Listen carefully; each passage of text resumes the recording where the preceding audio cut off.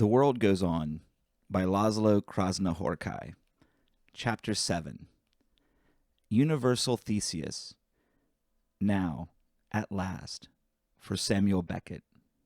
1 to 150. The First Lecture. 1. I do not know who you are, gentlemen. I couldn't quite make out the name of your organization. And frankly, I must confess, I am not entirely clear about what kind of lecture you expect me to give here. After all, you must be aware that I am not a lecturer.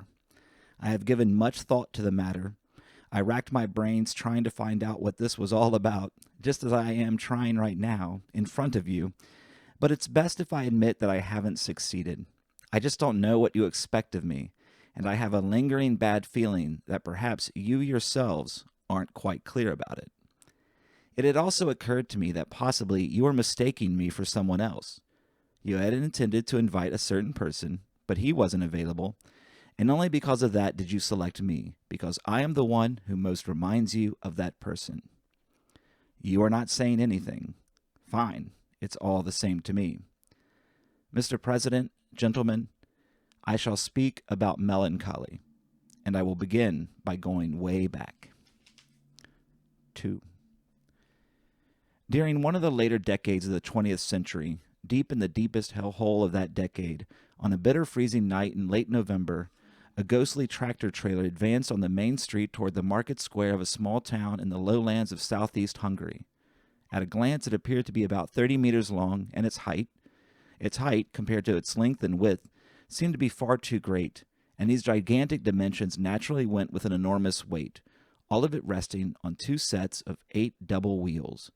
The sides were made of blue corrugated tin upon which an unskilled hand had daubed enigmatic figures in yellow paint, and although this entire ramshackle contraption should have been comparable to a freight train car, it did not resemble or recall any such thing in the least, not just because of its gargantuan dimensions and weight and wheels, nor because those crudely daubed figures and their alarming undecipherability instantly removed from this vehicle any resemblance to a train car, but chiefly because it had no doors, nothing that might suggest a door, as if the original plan had been to commission a subterranean workshop to build such and such a transport vehicle made out of blue corrugated tin with 2 sets of 8 twin wheels, but without any doors.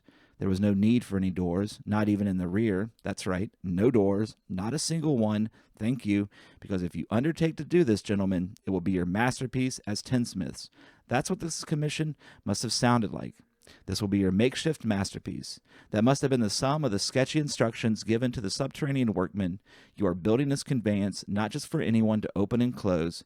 It will suffice if I, who ordered the work, open and close it when I want to, and if I do so, then it will be from the inside, with a single gesture, by me.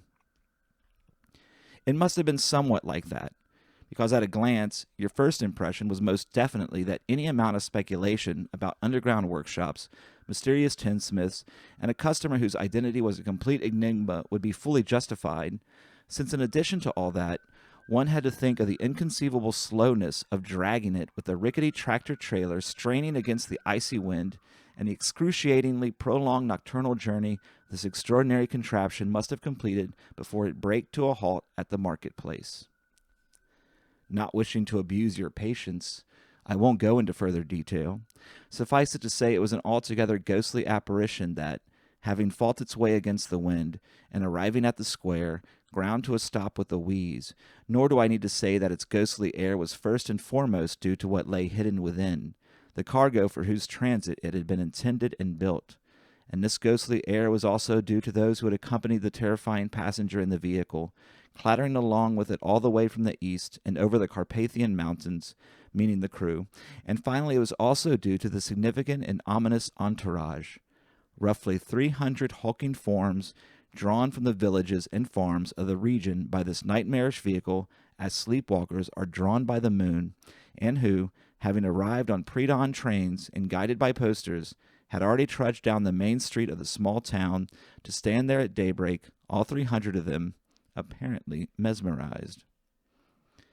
The local townfolk had of course been informed not only by the posters, but also the rumors that had arrived well ahead of this troop, so that when in the morning they saw for themselves the strange freight on the market square, all they said was, "Ah, then it was true after all, and not just hearsay. So it wasn't mere baseless gossip. Yes, indeed, here was the entire traveling circus with the whale and its whole retinue, in fact, indisputably arrived." Esteemed Director General, esteemed audience, they, the locals, had found out just about all that could be learned about this troupe from all the stray talk going around. There was no need to reread the words on the posters, that here was the largest whale in the world inside that gigantic circus truck parked in the middle of the market square.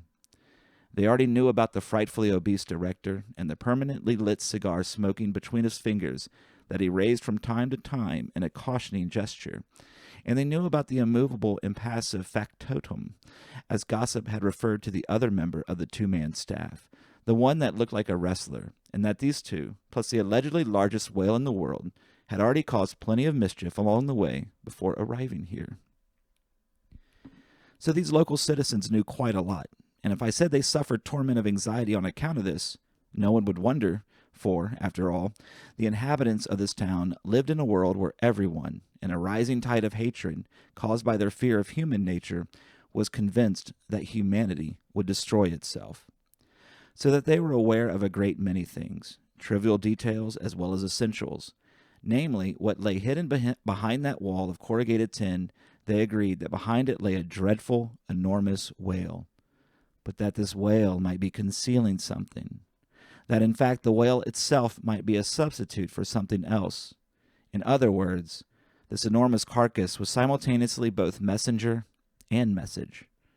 Well, the townspeople were entirely unaware of this. Now began an excruciating, prolonged wait lasting into the afternoon hours, when the gigantic locked container was at long last opened up for the half-frozen audience. A slow, shuffling procession commenced, headed for the interior of the gigantic container, through an entrance suddenly created when from the inside the factotum lowered the rear tin wall, and it all ended soon enough, because after circumambulating the interior, the spellbound flock of spectators was already once again assembled outside on the square. Yet none moved from there. Not one of them set out on the main street back toward the train station.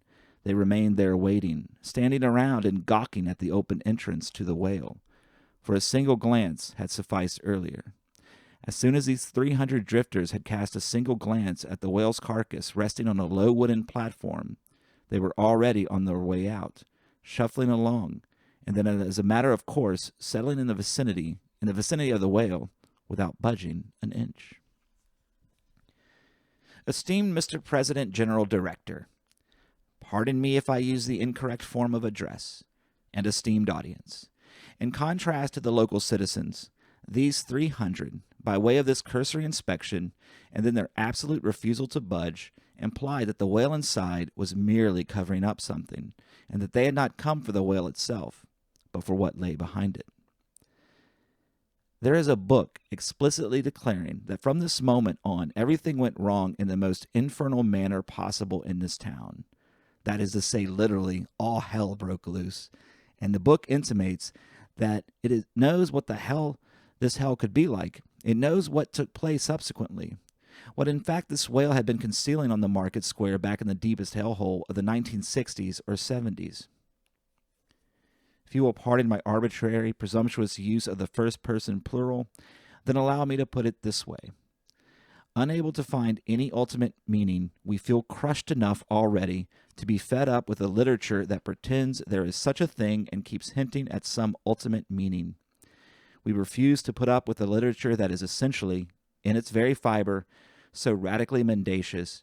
We are in such dire need of an ultimate meaning that quite simply we can no longer tolerate the lies. We can no longer put up with this literature. And in fact, it is not outrage, but boredom and the squalid level of those lies that make us gag. Well then, given the above, in fullest possible agreement with you gentlemen, I myself can now announce that to claim there is a book that knows, that promises to reveal and narrate to us, and only us, all that breaks loose in the wake of one of these gigantic whales, is either an insidious effrontery or the vilest drivel, In a word, lies. Of course, for nobody knows what really is unleashed at these times. No one, and no book knows that, because that certain something lies completely covered up by the whale. Mr. Chief Counselor, esteemed gentlemen. Part 3. If all this took place in the late 60s, then I would have been a boy of about 10, and if during the early 70s, about 15.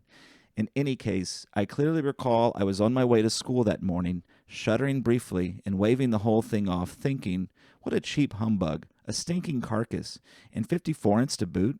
No way would I blow that much of my Easter allowance, I kept thinking, as I passed that colossus on Kossuth Square, parked right by the sidewalk where I walked on my way to school. That was how it began, in the morning, but after school. It must have gotten dark rather early that day. I became more and more intrigued on my way home, until at last I too sneaked back to Kossuth Square, as did so many others who, with the huge sum of 50 forints in their pockets, had scurried from home, slipping out stealthily to evade parental eyes. I escaped back to Kossuth Square and counted off my 50 forints into the palm of the factotum, and even to be standing there near the factotum produced a feeling that one had transgressed a certain boundary beyond which lay things perhaps splendid, perhaps ordinary, but in any case dreadful and dangerous.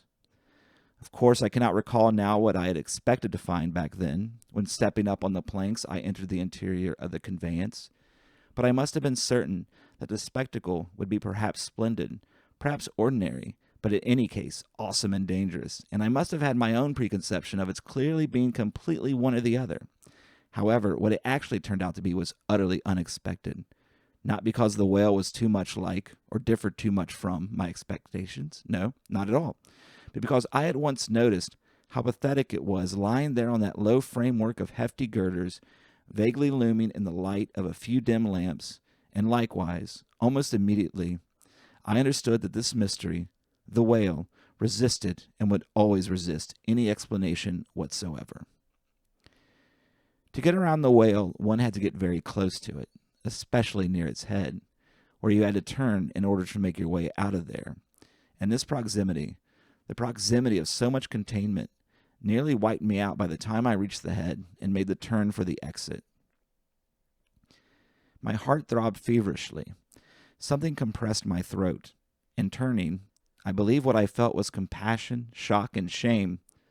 But then, after a few steps, already on the other side, I stopped for a moment amidst the general gawking and shuffling to just stare at the whale, trying to take it all in a single glance, and when I succeeded, I no longer had anything in mind. I no longer wanted to. And anyway, I would have been unable to put a name to what I was feeling. Was it really compassion? What was it? And I disconnected my mind. My brain stopped functioning. Only my emotions began to work in overdrive, the way a sudden wave of stifling heat, a swoon, a bottomless stupor can all at once overwhelm one.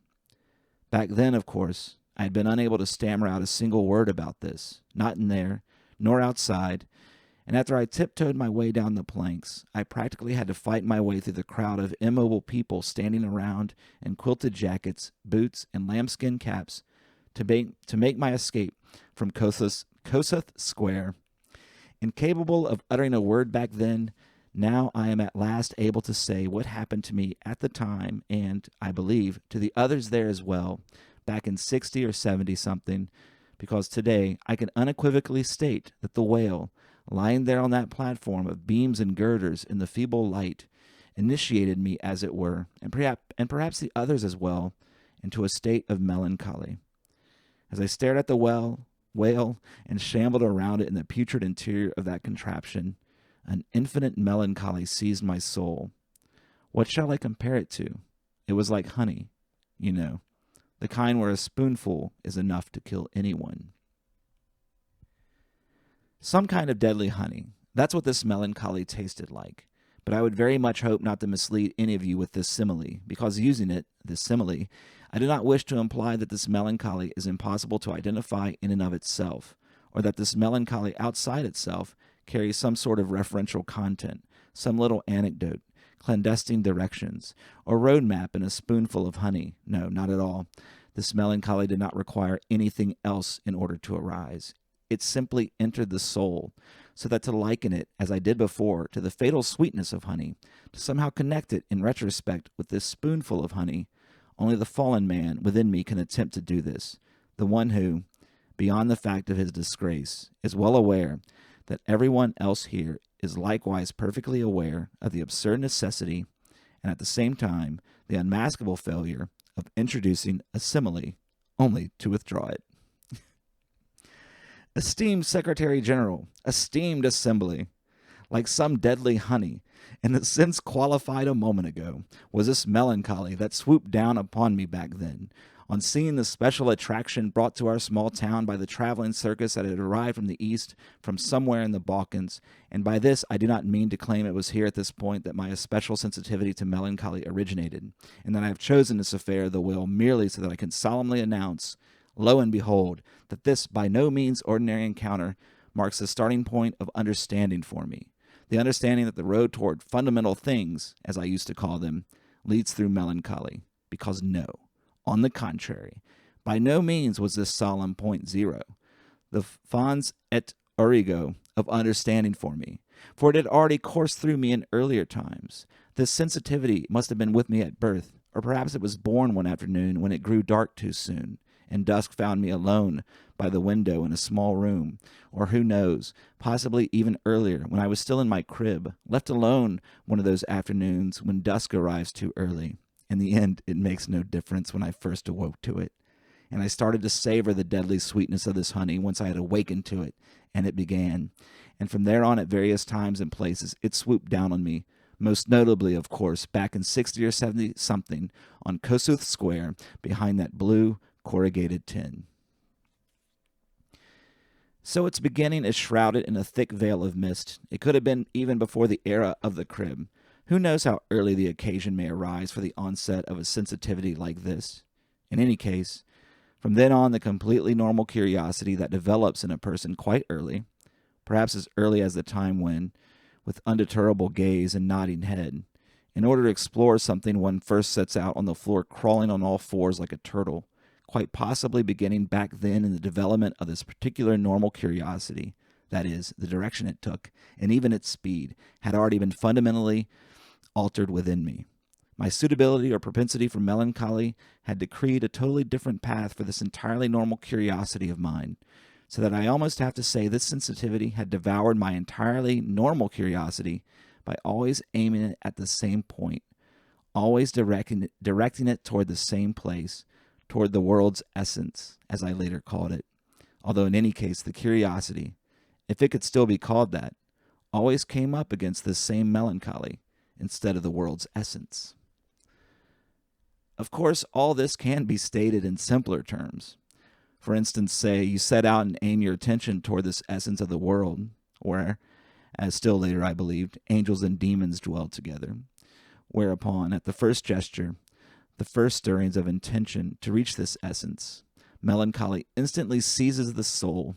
Yes, one may try to put this in simpler terms, but the thing that needs to be said does not thereby become any simpler.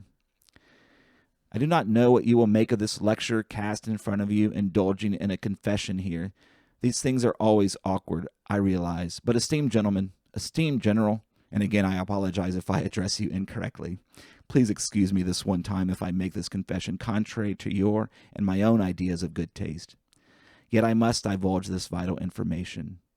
All my life I have lived and continue to live under the cloud of this particular melancholy, with an uncontrollable impulse to look upon the very axis of the world, which, however, lies perfectly concealed behind this melancholy's all-consuming fog.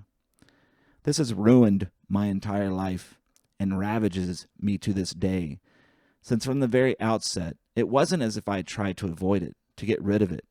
On the contrary, I practically, how shall I say this? I hunted for it. Even if it wasn't a hunt in the classical sense of the strong pursuing the weak, but more like the very weak hunting for the very powerful. Yes, the axis of the world, Mr. Director General, my esteemed audience.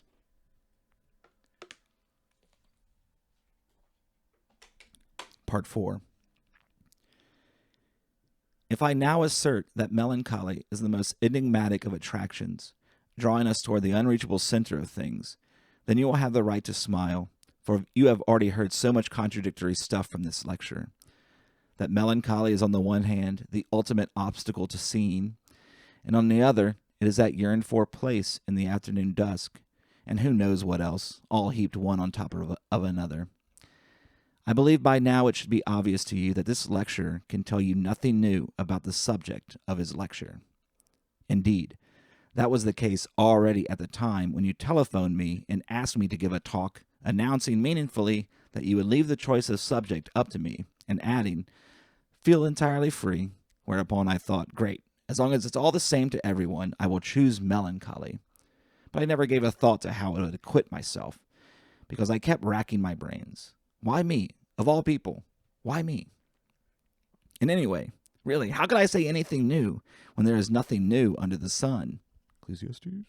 After all, the melancholy I am talking about, and which for the sake of order I will now recapitulate, is familiar to all of us. It can launch an assault upon the life it would wreck from three sources. The first and most inexhaustible source is self-pity. Not just the kind about which even the playground aphorism claims it stinks, but the kind where you pity yourself without any adequate reason. No one is harming you. You are fine. You sit in silence, alone in a desolate park after the rain, or in a cozy room abroad before dawn or as darkness falls. And this self-pity ambushes and takes you by the rudest surprise, devouring and inevitable, because this is when you realize, without understanding it, that nothing exists. A second source is the shift to a minor scale in music. Wherever and whenever I notice this moment, when in some musical composition, the major suddenly shifts to minor, say an A after a C, that music instantly rends my heart. I take it personally, as if it had happened expressly for me. My face becomes distorted by a grimace, as if by a painful pleasure. In a word, I plunge into melancholy, and I sit there, listening, thinking, ah, the beauty, when it was only melancholy. But the most lasting and most profound melancholy springs from love. However, I will say no more on this head now. I don't think any great surprises would ensue if I expatiated upon that theme. And so, with your permission, I will now conclude my lecture. Part 5. I am done, although I can't tell if this was what you expected this evening, or if I still appear to be the person you had in mind. I am afraid that I am not. Anyway, it hardly matters. We went through with it. I have spoken. You have heard me out. No harm was done. Gentlemen, my talk is over. Your Highness, esteemed guests, this lecture was about melancholy. The second lecture, Part 1. I have been here before. I recognize the building just as last time. This evening there is no one standing at the gate. The chandeliers are still unbearably brilliant, the stairs treacherously slippery. I recognize a familiar scent here, and once again I have the feeling that just before my arrival, an enormous bolt of lightning, herald of a frightful thunderstorm, has struck the place. One can never quite forget this emphatic quality of the atmosphere, acrid, dry, rather sweet, scorching. And also, I remember all of you as well. I have seen your eyes watching me on that earlier occasion. I have seen you in your seats under the searing brilliance of the chandeliers, all of you attentively leaning forward, staring ahead in this vague scent of lightning as you wait for the lecture to begin. The same thing happened when I was here for the first time. You all sat here exactly the same way and listened to me, taking it all in from exactly the same distance, deeply engrossed, motionless, with a totally inscrutable intensity.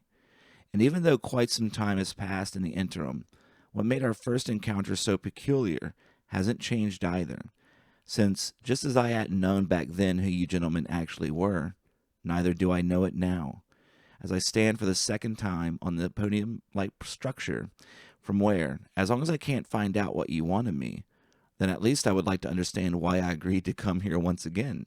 I, the clueless guest you have so mysteriously elected to invite. For now, we resume at exactly the same place as the last time. I would never have thought that I would accept your invitation, yet here I am. On the telephone, I said, "We shall see. Please call me some other time. We can discuss the matter then." But of course I was thinking all along, it's absolutely out of the question. What are these peculiar gentlemen thinking? Once was more than enough for me, except this second invitation kept pestering me just as the first one had. You see, once again, I kept thinking that surely you must be well aware of what I do, and how little I care for such performances, just as you must be aware that I am far from being an expert on any subject, for there is nothing whatsoever in my grasp that could be of the slightest interest to others. Moreover, I swallow the tail ends of my words, and I talk too fast in a voice that's too low, almost to the point of rudeness. It's all babble and mumble. So what could you want from me? I wondered, full of misgivings. And I had endless questions. What kind of organization was yours that, and I have verified this, doesn't appear in any registry, not even in a telephone book? And just what was it that led you to decide upon me of all people? What made you once again choose me of all people? And why all the mystery about your identity? What was the sense of all this secrecy? I could go on, but I won't. This much should be enough to show that everything remains the same as on the first occasion, when I gave a lecture without knowing to whom, while you heard me out and applauded, and then, without a word, somehow simply dispersed throughout the building, as I stepped outside and set out for home with a detachment of bodyguards behind me, whom I was utterly unable to dissuade from escorting me home. It was in the interest of my own safety, they claimed. In a manifestly professional manner, they kept 10 steps to the rear. Yes, everything has remained the same, with one exception. Namely, this time, apparently you are not letting me choose the subject, that is to say, you have asked me to talk about what kind of world I would like to live in. Ordinarily, what people request or ask makes no difference. My responses instinctively and unfailingly correspond to a request or question that was never made.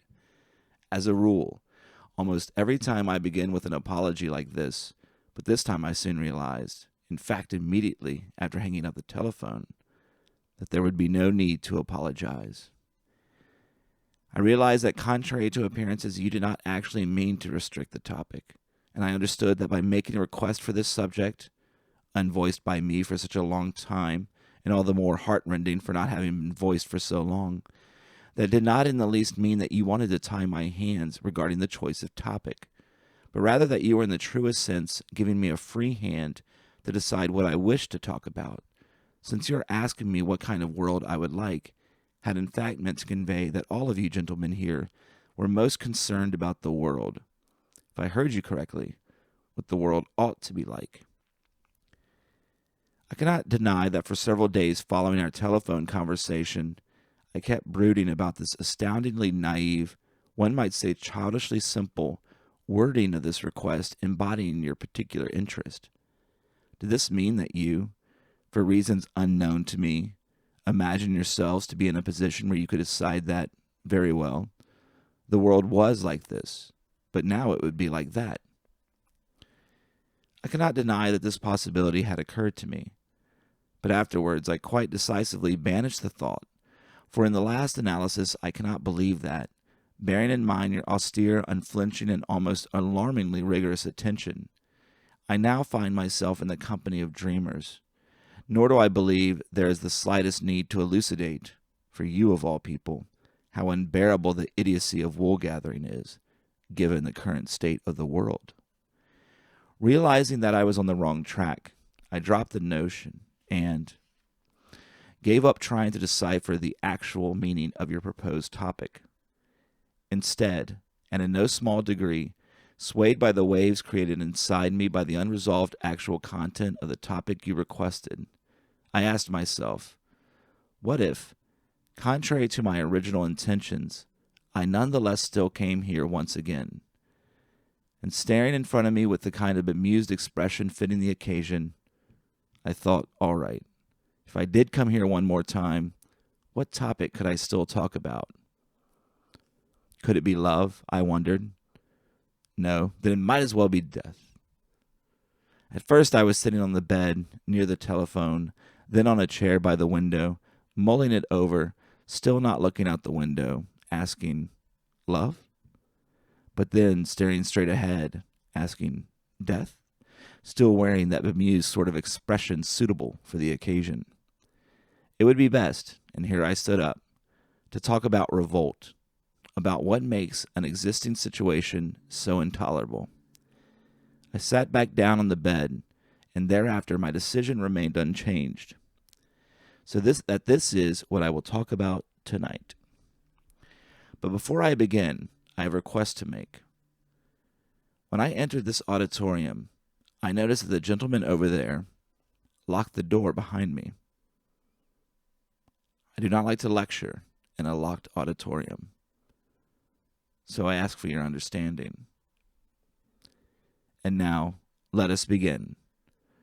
Honorable audience, most esteemed gentlemen, the question is the following. What can be said on the subject of revolt? To begin with, please listen to a story.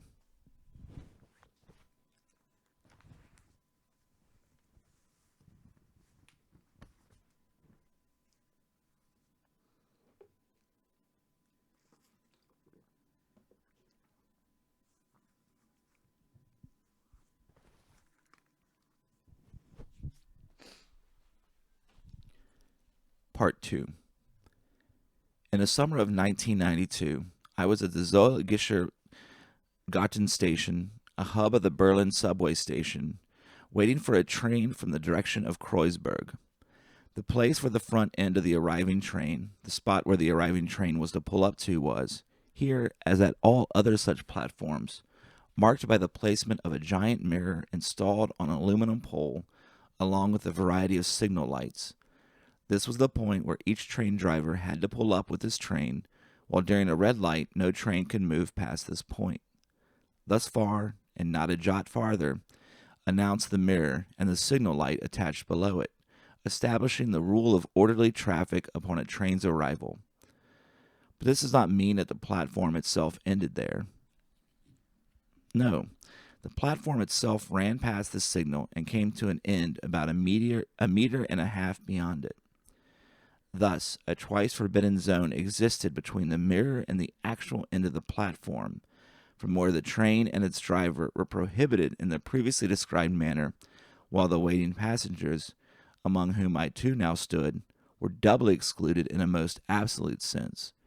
For even though the clear-cut and sensible traffic rules did not refer to us, and we were unaffected by the regular alternation of arrivals at the red light and departures upon the green, for us there was a transverse yellow line on the pavement at the foot of the mirror, as well as the prohibitory text in small letters on a sign on the back wall, and finally, as the internal mirroring of this line and this sign, a flawlessly functioning instinct that accepted its prohibition once and for all, and thus shut us out twice over at the very least.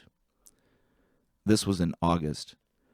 I was waiting for a train from the direction of Kreuzberg, but the train was a bit late. I was observing the crowd of carefree passengers around me, and at first noticed only a certain tension in these so-called carefree passengers. I recognized the cause when I, probably the last in this tensely carefree crowd to notice, at long last, I too did notice that in the space demarcated by the yellow line, the space prohibited by the sign on the wall, there was somebody now standing in that forbidden zone.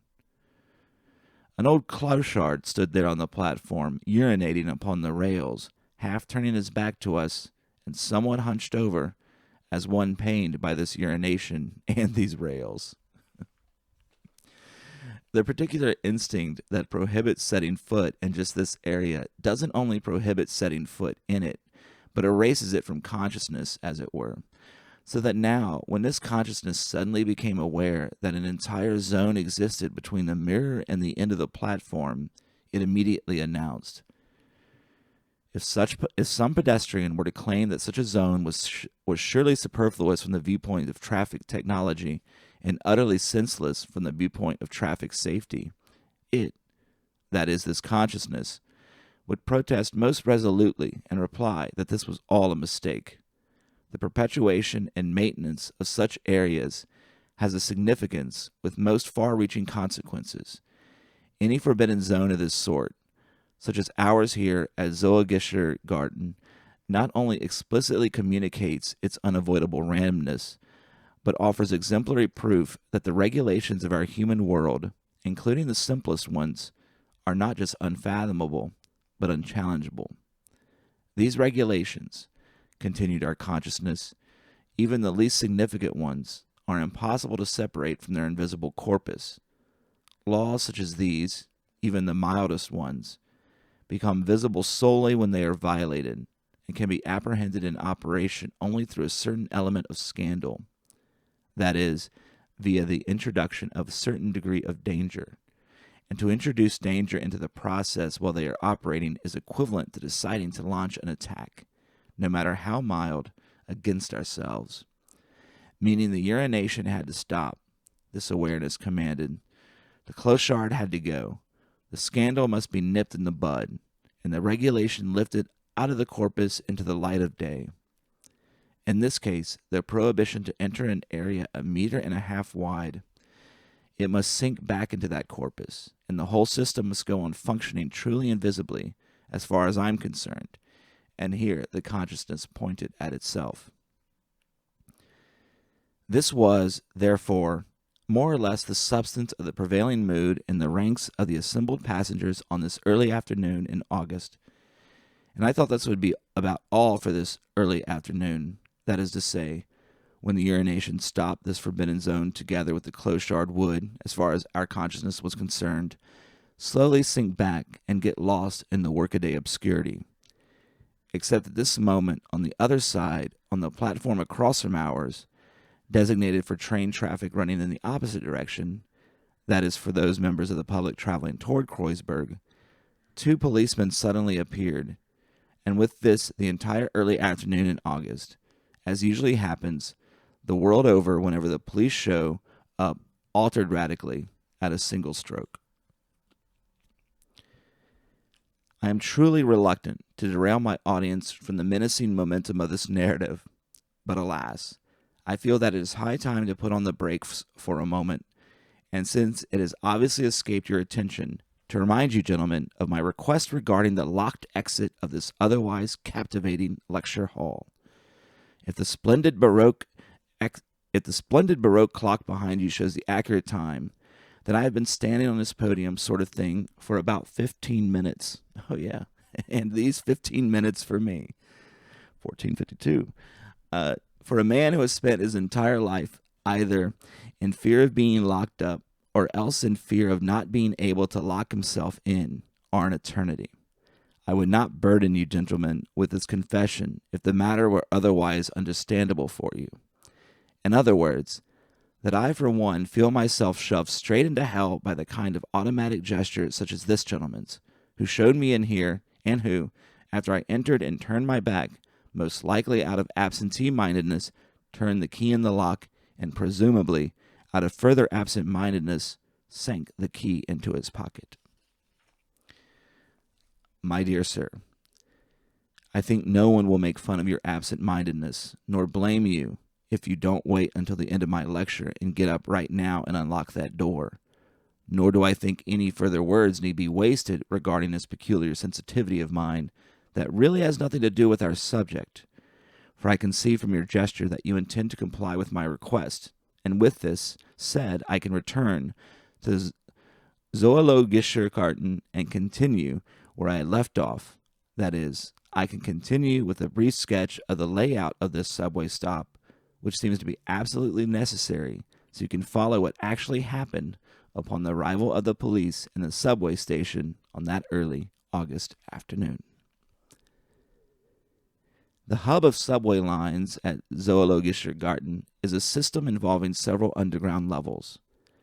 Dark and forbidding passages and corridors with stairways lead from one level to another, and the same types of dark and forbidding passages connect on any given level underneath it, the two platforms serving the two opposite directions of train traffic, so that if, let us say, you arrive at Zoologischer Garten from the direction of Ruhleben, but change your mind and decide not to continue on toward Kreuzberg, but instead to return to Ruhleben, then you can't simply up and march straight across to the opposite side on your level, because the two sets of rails upon which traffic passes to and from Kreuzberg are sunk into a trench, a channel not too deep, but with a most strictly dedicated purpose, so that if you change your mind, you must ascend a set of stairs leading to a dark and sinister passageway under this twin set of rails, and make your way under the trench with its twin set of rails across to the other side, and another set of stairs that lead you up to the platform, which we may call our platform,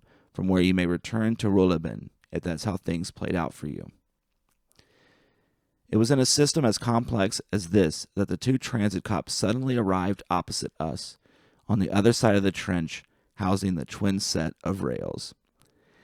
As a matter of fact, only one of them was a full-fledged policeman, while the other one, to judge from his youth and his face flushed to the very tip of his ears as he tried to control an unruly German shepherd that kept snarling at him, must have been some kind of novice policeman. In any case, I could not make out their facial features, other than the greasy, shiny, pimply complexion and the regulation thin, merciless lips of both the old and the young one. No facial features, therefore, because with facial features of this kind, even if you placed 1,000 sheets of drawing paper in front of me, and after each spoiled drawing lashed me with the knout, still not one out of 1,000 would turn out to be a true likeness. So only one of the two was the real thing. This was immediately obvious. The one who noticed the clochard urinating on the opposite platform, in the forbidden zone at that, and who sprang into action at once, stepping to the edge of the platform, the point where he was closest to the clochard, and fiercely ordered him to stop what he was doing at once, or else, bellowed the policeman, the clochard would regret it. The shortest distance between the two platforms was, of necessity, equal to the widths of two trains gliding past each other, meaning this shortest distance between the two men could not have been more than 10 meters at most. But this 10 meters proximity wasn't enough for the clochard's fear of the police to override the certainty in his mind that to interrupt this uncomfortable urination would be even more excruciating, so that he, now turning his woefully visage partly in our direction, as if it were letting the officer's raucously official warning fly past his ears, thereby, in the eyes of this policeman, committed an act toward him that no one is allowed to commit toward a policeman. The clochard ignored him and kept on urinating. I tried once before to write down for myself what happened after this, and I must confess that my failure to do so deeply affected me. Today I can see clearly where I made my mistake. But to see the mistake clearly is, of course, not the same as undoing the fact of the mistake. The mistake, the result of placing an emphasis on the wrong things, was a lapse in my own attention that made me miss the mark by seeking to grasp the pivot of the events in the wrong place. But this was not the most distressing aspect. It was not the actual mistake that left such a deep trace in me, but its cause. Namely, that my attention had been led astray by empathy, my empathy for the clochard, because I preferred to see the essence of the early afternoon in August exclusively in his flight triggered by the pursuit. Nor will I deny today that, as you may very well gather, the story I am telling here is a story of a pursuit and flight. What else would there be to speak about?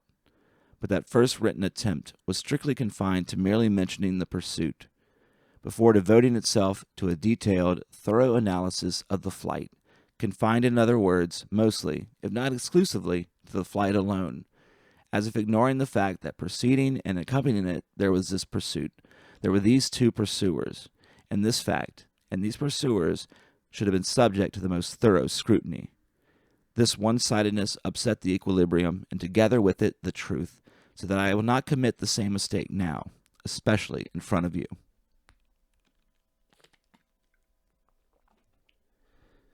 The only thing the written version revealed about the real policeman, and even then, even that in a great hurry, for it wanted to get to the clochard as soon as possible, was that, seeing that his warning had no effect, and noting the unceasing flow of urine upon the rails, he opted for the only possible solution.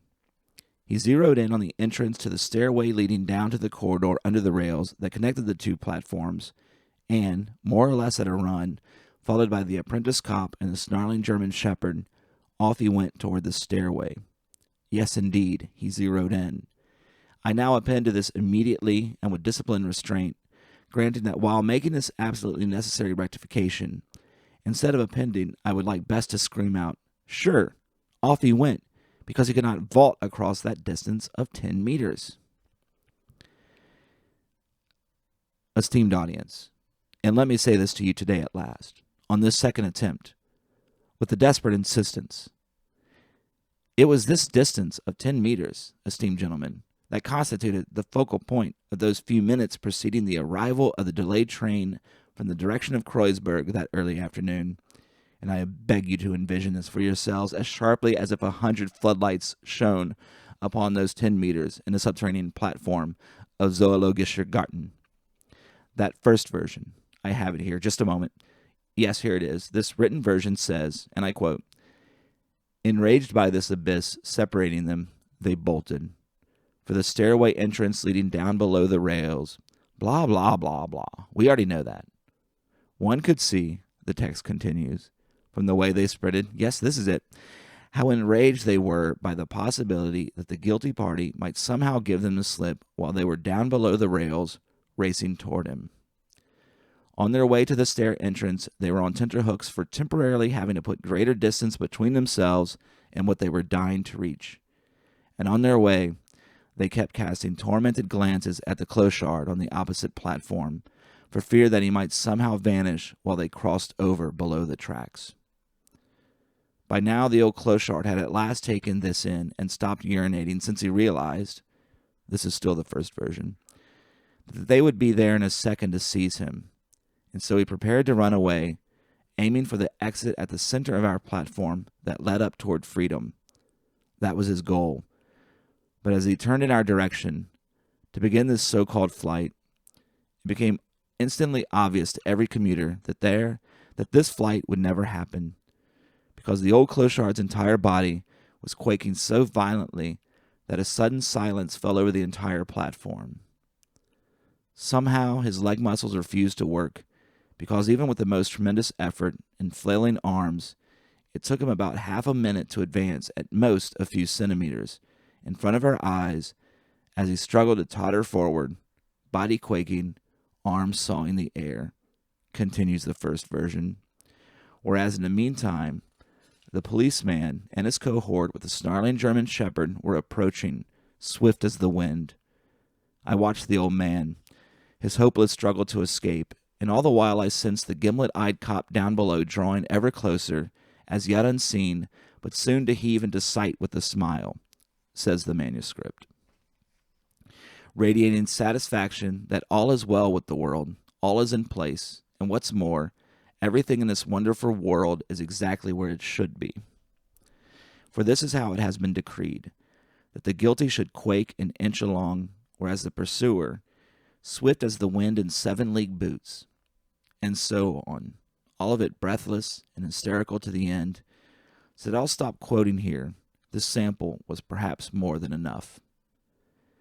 I don't know whether you have noticed that this first version simply ignored the essence.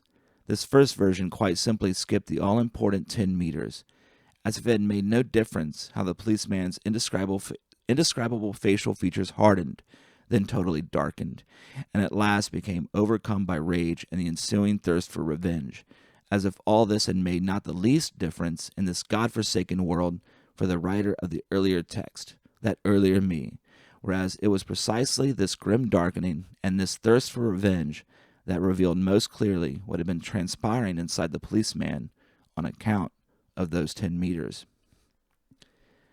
This policeman, in his own eyes, was a creature of limited powers, in fullest measure authorized by society's presumable contempt for clochards to turn this limited power into an unlimited power in order to smite and crush especially such clochards, such ragged old pariahs as the one here at Zoologischer Garten, instantly, and with the most resolute force, when such a pariah, illustrating by his mere presence in a prohibited space the rationale behind society's contempt, then practically threw himself through sheer negligence at the feet of the resolute enforcer of the law.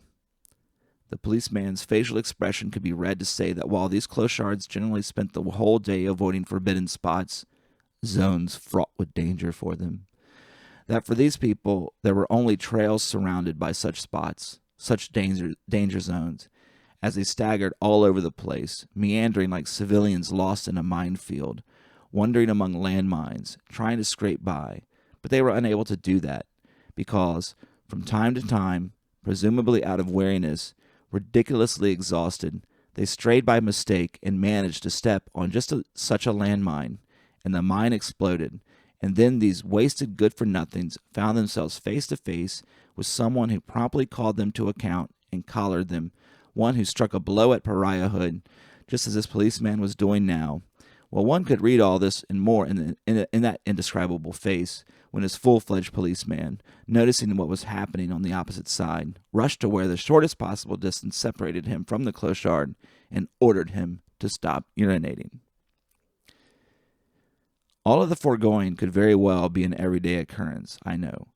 But before you get too drowsy and think, so what, a clochard taking a leak and a cop collaring him, before you say that to yourself, I would ask you to please consider that in this story, the one I am telling here, the policeman was unable to collar the clochard.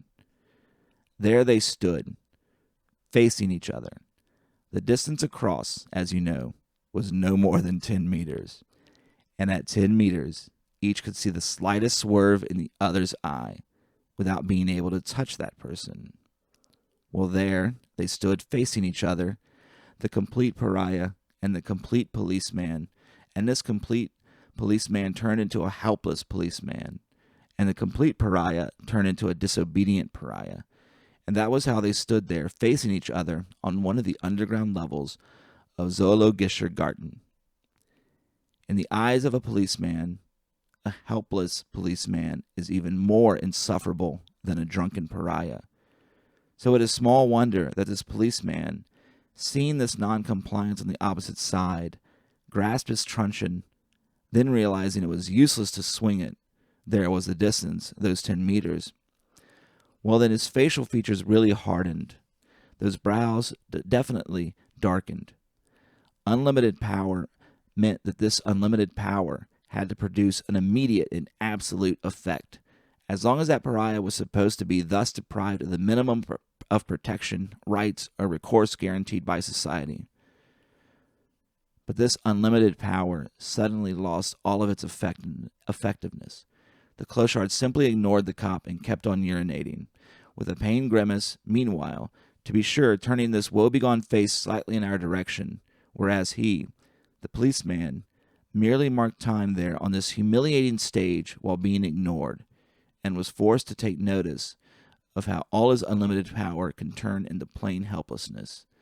Moreover, since after all, he was unfortunately not permitted to fire his revolver at the man, you could see that he felt himself positively disarmed, and this condition of being disarmed, his darkened brow indicated, was especially intolerable for a policeman with a sidearm in his holster. A policeman usually divides the world into good and evil, and I could see in this policeman's eyes that he thought no differently. There could be no doubt as to where he placed himself, and even less doubt about where he placed the old clochard. And so from his own point of view, here was an instance where the good would set out to wreak vengeance upon evil. I do not want to become entangled in this issue of good and evil, and I evoke it from the policeman's eyes only because it is precisely such a policeman-like simple-mindedness that sheds the brightest light now, and at the time it had cast an even brighter light on that truly unbridgeable gap of 10 meters separating the two of them, and the remarkable thing was not, as the first written version attempted to convey by inciting emotions, the manner and mode in which the pursuit and flight took place. That all happened, by the way, more or less as the rough and ready wording of the first version described it. But that in spite of the pursuit, and in spite of the flight, the policeman did not succeed in bridging that gap of 10 meters. Those 10 meters persevered. Or rather, in vain did the policeman at last collar the clochard about the same time as the arriving train roared into the station. In my eyes, those 10 eyes had proved to be insurmountable, because what my eyes had seen in this pursuit and this flight, to employ the simplicity of police language, was that good could never catch up with evil, because with the gap between good and evil, there is no hope whatsoever. This is what had moved me so, and not the clochard inching and quaking, the policeman flying in 7-league boots swift as the wind. Gentlemen, you may have probably guessed by now why I brought up this story.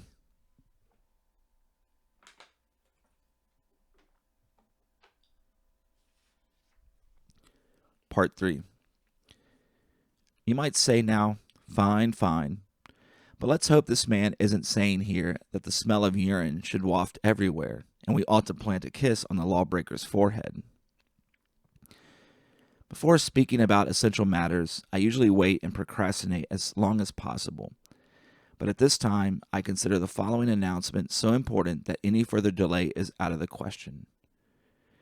I beg you to understand, the policeman was ready to kill that clochard because of that distance of 10 meters. And I dragged up this story to make it clear, standing in front of you here, evil exists, and the good, sad to say, can never catch up with it. Then I boarded one of the trains at Zoologischer Garten. The light under the mirror turned green, and we glided past that zone measuring 1.5 meters, where by now, of course, there was no one. I was thinking that the world was intolerable, and felt like leaping out onto the dark rails, but of course did not do so. Instead, I mulled over when the last time was that I had spoken the words good and evil. Was it in childhood, or when I was in high school?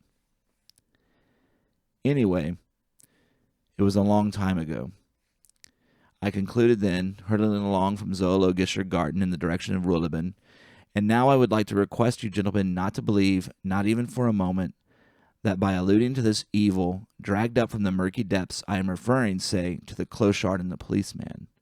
I hope you understand that back there we were talking about the drama of good and evil, and about how, sad to say, there was no communication between the two, and how a single decisive detail in the world is, sad to say, enough to make the whole world intolerable.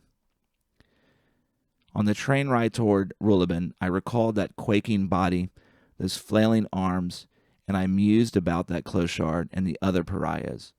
When would they revolt, and what would that revolt look like? No doubt most violent and dreadful, I shuddered. They would take turns massacring each other. But then I stopped and said to myself, no. The revolt I had in mind would be something else, an all-out revolt. Revolt is always all out, I thought, suddenly sobering up, and I looked up on tensely as one lit-up station after another flew past, and saw the clochard in front of me again, and understood that for him, not only that 1.5 meters between mirror and platform's end was forbidden. His forbidden zone included the whole platform, stairs, street, buildings, what was above the ground, and underneath, everything.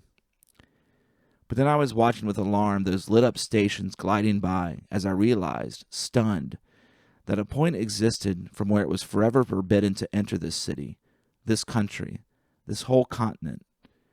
And I gaped outward, as Bismarckstrasse, Theodor Heussplatz, and finally Ruhleben.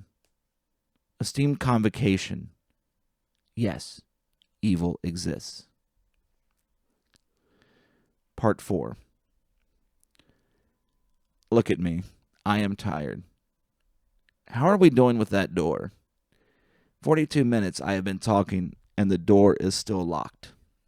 I should look again, you're saying, because it is open now? Very well, but what about the security detail? Again? To escort me? Where? I just want to go home. Hospitality? What kind of hospitality? The lecture is over. This time I spoke about revolt.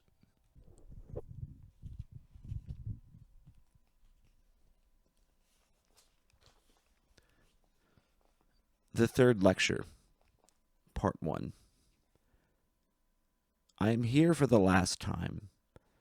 For the final time, I am standing in front of you to give a lecture, and I will ask no questions. I understand that I am supposed to give a lecture. I won't ask what its purpose is. I don't want to know. The only reason I won't remain completely silent is that given my situation, I am forced to speak, which you may take to mean that I shall speak like one who remains silent. This talk, consequently, will not metamorphose into inquisitiveness. That is, I will not start making inquiries to find out about your ultimate identity, nor about the somewhat ominous ambiguity of your intentions regarding what is to be done with me.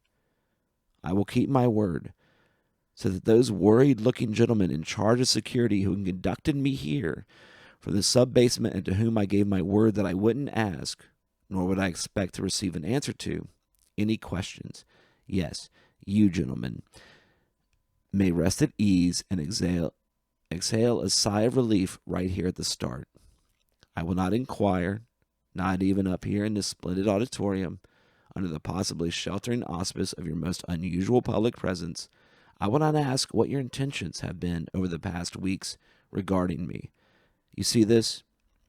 How shall I put it? Lecturer is totally ridiculous as a public speaker because he's totally absorbed in exploring the dance steps of saying goodbye to the world, and he is incapable of anything else. No, I will not badger you about why you happen to select and invite me here, only to frog march me after my second lecture into a sub-basement suite and deprive me of my freedom, just as, finally, you may be absolutely certain. I will not try to pry into what the point is of a so-called farewell speech when one is taking leave as I am, that is, when the departing one doesn't need an audience, nor does the audience need the departing one, for by now they have nothing further to share. For in my case, no doubt, my leave-taking is actual and definitive, and this lecture of mine will be a true valedictory. The first statement is explained by an inner impulse. Enough said about that for now. And the latter is explained by your third invitation, or shall I say your non-appealable summons, as will be immediately seen from the following brief, although for some of you perhaps not superfluous, outline of events. You see, today at daybreak, which by the way was the 7th of my detention here, I was woken by the house telephone ringing at my bedside. A voice of sparse, measured elegance informed me that this evening I was to appear once again in front of you. Thanks to our memorable encounters, said the voice, we were able to get to know your views on melancholy and revolt. This time, we would like to hear what you have to say about possessions. And here the voice grew softer, and added that this I referred not to him but to me, had earlier hinted more than once that my inner state could be likened best to that of someone taking leave, and therefore he, the voice, would now like to reassure me not to worry. The people sitting in the audience this evening are also nothing but leave-takers, and since this evening it would be leave-takers on both sides, I would be fully justified to consider my lecture as a valediction. Then, something was said about a great expectation, but the sentence broke off halfway. The voice left off. The line was disconnected. Esteemed gentlemen, until this morning, the house telephone had been inclined to function exclusively in one direction only. When I asked for food or drink from the service staff, that showed up only on these occasions. Never the other way. That is, during 7 days, no one had anything to communicate to me regarding my situation or yours. So thanks to this one-way traffic, only now I am able to inform you. I have no interest in what you want from me. I'm not interested in your intentions, nor what you are saying farewell to. For in all likelihood, not only does an unabridgeable gap exist between our respective interpretations of a valediction, but the content of our valedictions is far from identical. I would emphatically like to make you understand that at the monotonous senselessness of my subterranean sojourn, I am giving this lecture, apart from my own amusement, not because of some baseless putative shared trait, but solely because by complying with your request, I wish to be granted, In addition to my 2 daily walks, morning and afternoon, a third and fourth walk, an early morning, and a so-called evening one. You see, I desperately need air. My body, ever since a sudden illness a few years ago, cannot do without fresh air. So that airing, especially frequent airing in my case, is, as they say, most desirable. Therefore, I will offer you a lecture in exchange for fresh air. And since I take your nods to indicate there are no serious obstacles to the implementation of these 2 additional walks, the only thing left for me now is to clarify what kind of lecture we are talking about here. By now, you ought to be used to my never promising anything. In fact, each time I have done my best to cool down the ardor of your expectations. This time too, I must do the same. Nay, this time I promise even less than before. 1 week ago, the same gentleman who brought me here tonight escorted me from here down to the sub-basement through an emergency exit. You may recall there was a spot of trouble with the doors. And these gentlemen, who back then, a week ago, told me not to ask any questions and not to worry if at first glance this looked like confinement. Actually, I would enjoy the most auspicious hospitality during my stay here. These same gentlemen, while escorting me now from the sub-basement, kept saying the same as before, that I should still refrain from asking any questions. Not to worry, just calmly concentrate my attention on the subject of mutual concern to us. After all, we, and here the gentlemen pointed at themselves, are here so you can accomplish this without any hindrance. These aberrant interpretations of hospitality and captivity clearly illuminate how profoundly mistaken these gentlemen were on the way from the sub-basement to the lecture hall, and how radically we differ in our assessments of the situation, and how utterly different our interests are under the apparently dying flickers of the constellation of our subject of mutual concern. If I conclude correctly, from the extreme little I can surmise regarding this castle and your circle, you are most concerned about the predictability of the world. In other words, your own security. All of that, however, is merely of tangential interest to me. On the contrary, what concerns me, as mentioned before, is the sequence of steps enabling one to back out of the world. Please don't misunderstand me. I do not dispute, since I too must endure the same, that the world in question indeed lacks certainty. But while you gentlemen, I suppose, lament the absence of security in the universe, I lament the absence of beauteous meaning in the human world. Or, inasmuch as we measure our differences by disillusionment, your disillusionment comprises the so-called universe, whereas mine is limited to so-called humankind, by which I mean that you gentlemen have in fact been disappointed by failing to discover the keys to the universe, while retaining this universe itself, whereas I have been disillusioned by human intelligence after realizing the key to it is commonplace prostitution, and since I have found nothing else, I am left with nothing.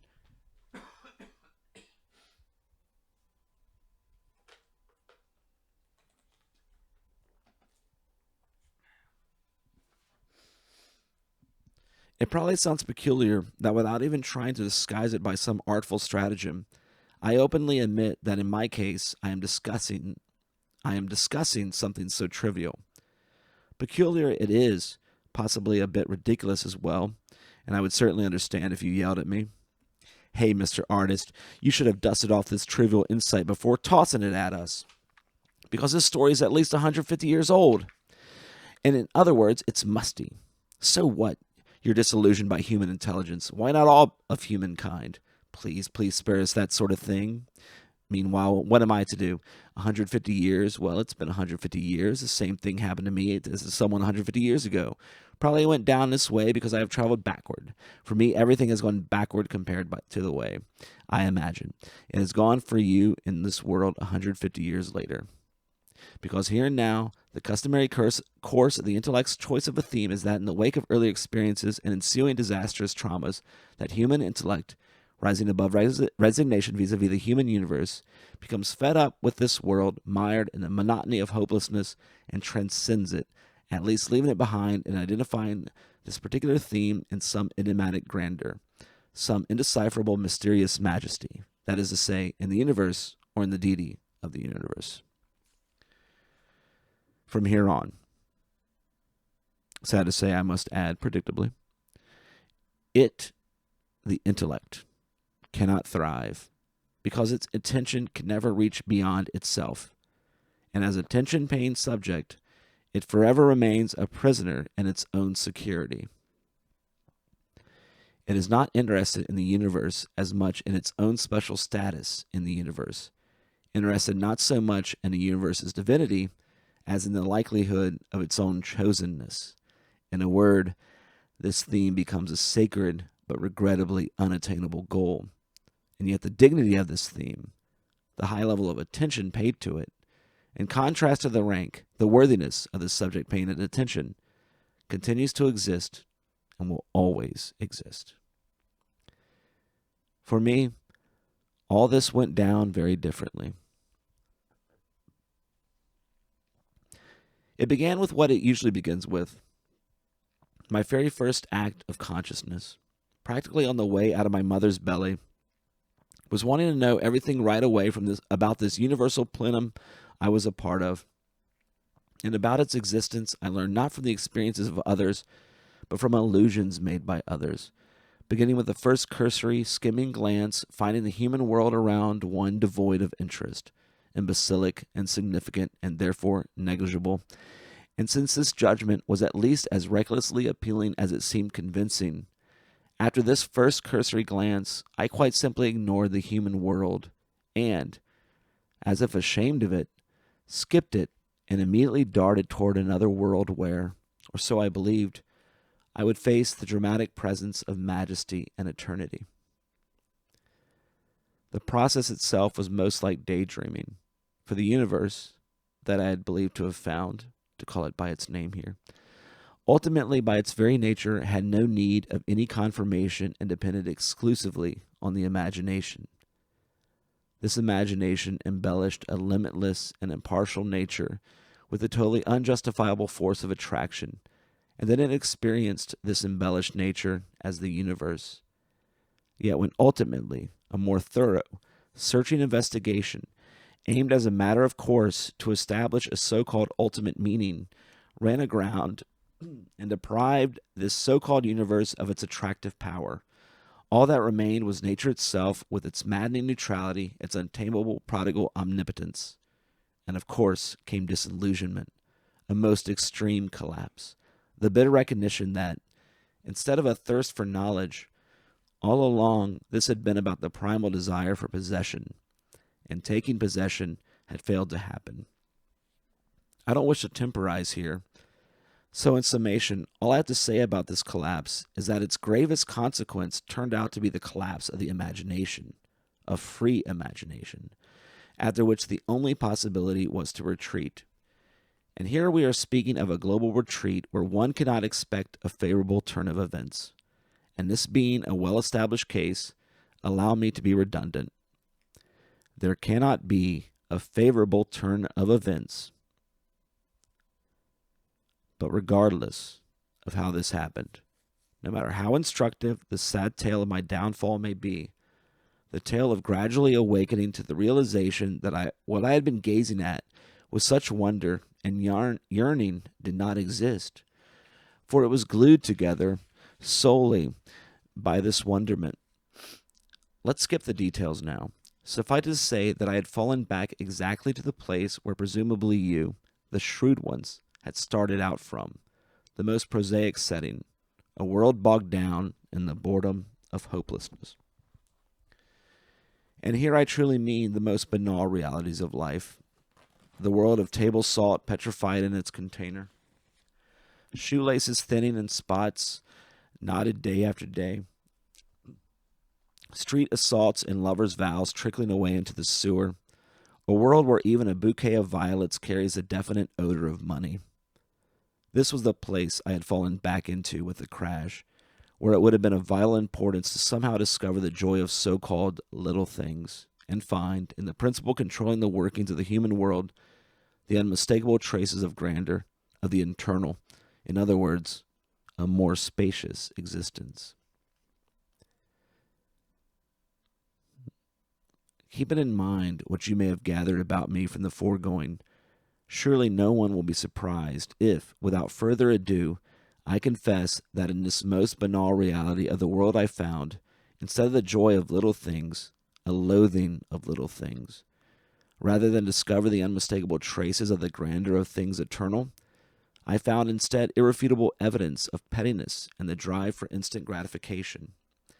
So that by now nothing prevents me from deriving special enjoyment in using hackneyed expressions, and saying, for instance, that I have been engaged in a desperate struggle, searching for a most subtle form, given my situation in this disenchanted human world, which is confined to tangible realities graspable by the hand.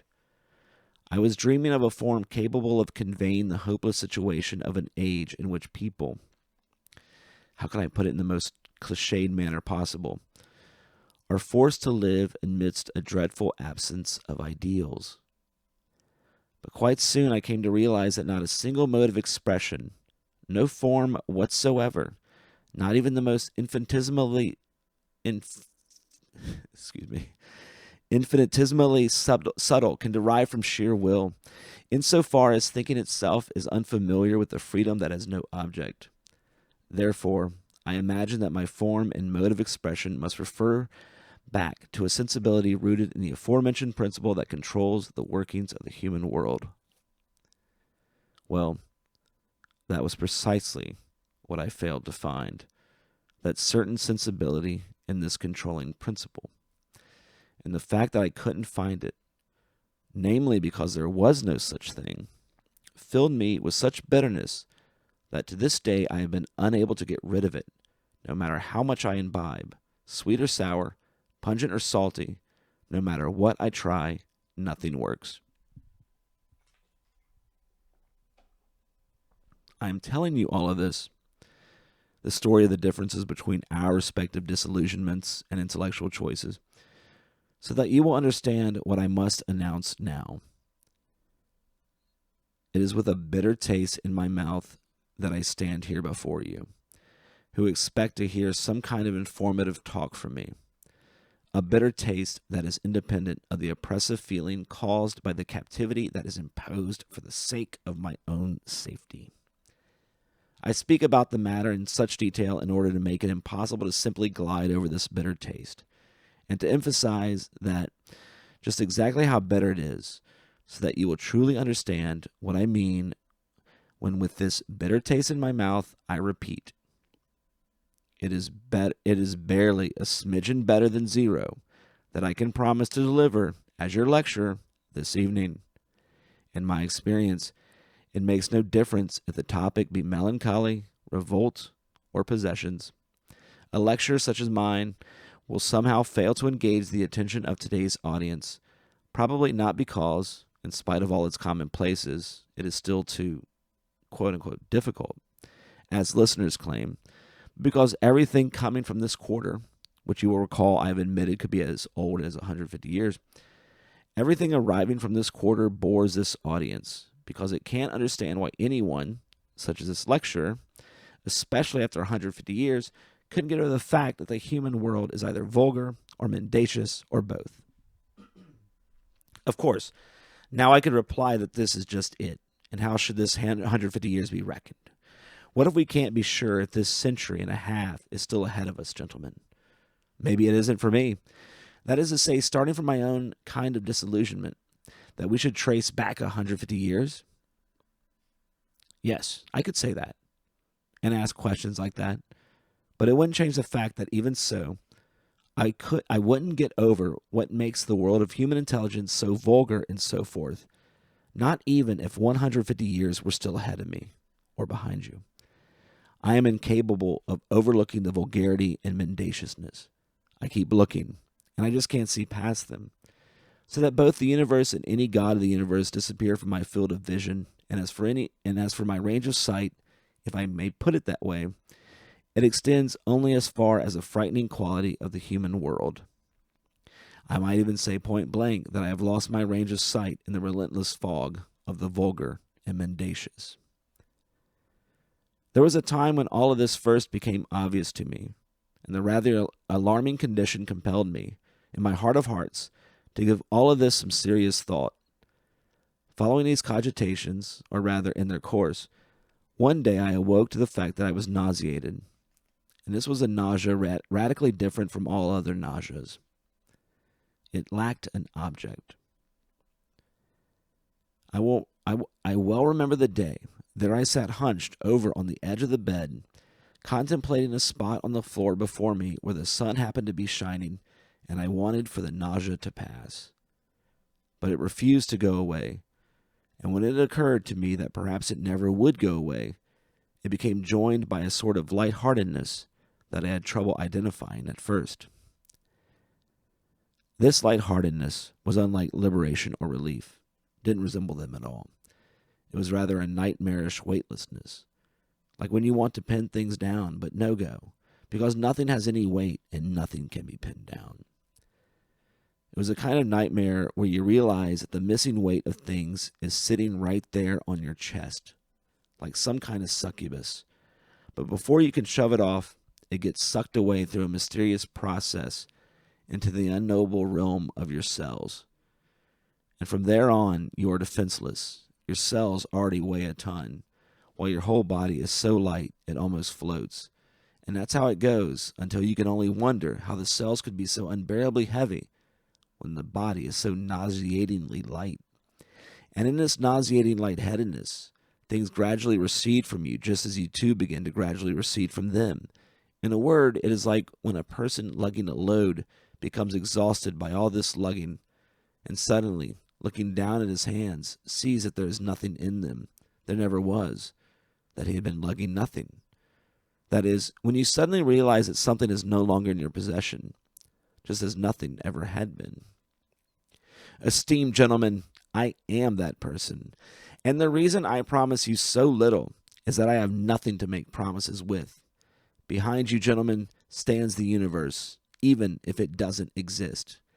And behind me, even if I claim it exists, there is only nothing. Nothing but nothing. But I will no longer abuse your patience. My assignment is to speak about possessions. Please grant me your attention. Part 2. One autumn day, back in the time when I could freely move about on the streets without permission or escort, I had to go to the post office for some reason. I no longer recall precisely what my business was. Maybe it was letters or a few small packages. I am not sure, but I remember that both my hands were full as I turned toward the post office entrance on the main street. Back then, as you know, these types of buildings were not yet protected by security, so that anyone could pass unhindered through the entrance. One could go inside to send or collect money, buy postage stamps, pay bills, then leave, or even go back in case he forgot something. In other words, people were free to do as they pleased, and that was how it was on this autumn day as well. I entered, and once past the throng of arriving and departing people, I found the service window I was looking for, which wasn't difficult, because you chose this window marked according to the kind of business it handled, by a sign for money or a sign with an envelope on it. Since I had envelopes, or small packages, I had to stand in front of a window with an envelope sign, or rather, take my place at the end of the line, for I have neglected to mention that people were waiting in rather long lines in front of both types of windows. For the sake of a complete description of the scene, I know the circumstances of those days should be familiar to you. For some strange reason, no one was standing to the left of the entrance, where one could send large packages. And one other thing, opposite all this, opposite the section for sending large packages and the service windows with their various designations and the people standing in line, there were tables of different heights with shelves. There were counters for writing and desks with chairs, so that to simply affix a postage stamp, you did not need to take a seat, ergo the countertop. Whereas in order to write a letter or postcard, you could sit down, ergo a desk and chair. Well, there I was, standing in line, looking at the back of the head of the person waiting in front of me, but in reality, I wasn't looking at that head, but constantly checking the distance between me and the given service window.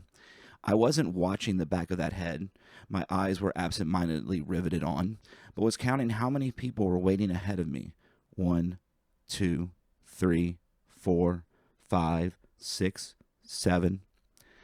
I decided, but maybe those two people there, the man and the child, were together, so it was only 6.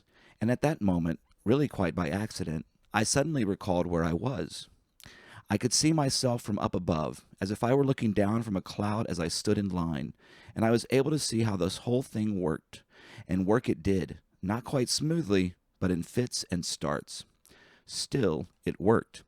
After all things were clearly demarcated at the post office, you knew what was expected of a person waiting on this side of the service window, or the person sitting inside behind that window.